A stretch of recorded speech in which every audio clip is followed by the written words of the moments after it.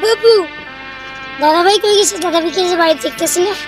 তোমার দাদা ভাইকে আমি বাড়ি থেকে বাইর করে দিছি। কেন, দাদা ভাই কি করছে?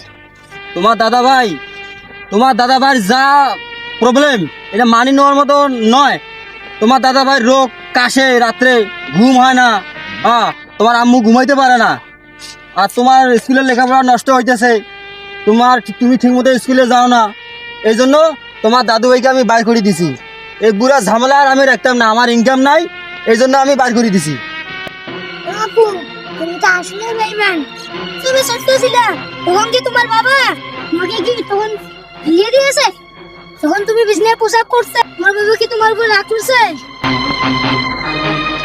যখন তোমার পেটে খিদা লাগতো তখন তো তুমি কুয়া কুয়া করে লাইতে, তখন তো তোমার বাবা ফেলে দেয়নি?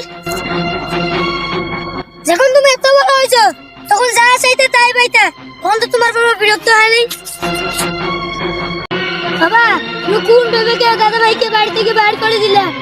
বাবা মনে রাখো, বাবা আমিও একদিন বড় হব, তখন তুমি বৃদ্ধ হবে, তখন আমিও তোমার সাথে এরকম করব। বাবা, আমার ভুলটা আমি বুঝতে পারছি। চলো আজকে তোমার দাদা ভাইকে বাড়ি থেকে নিয়ে আসবো।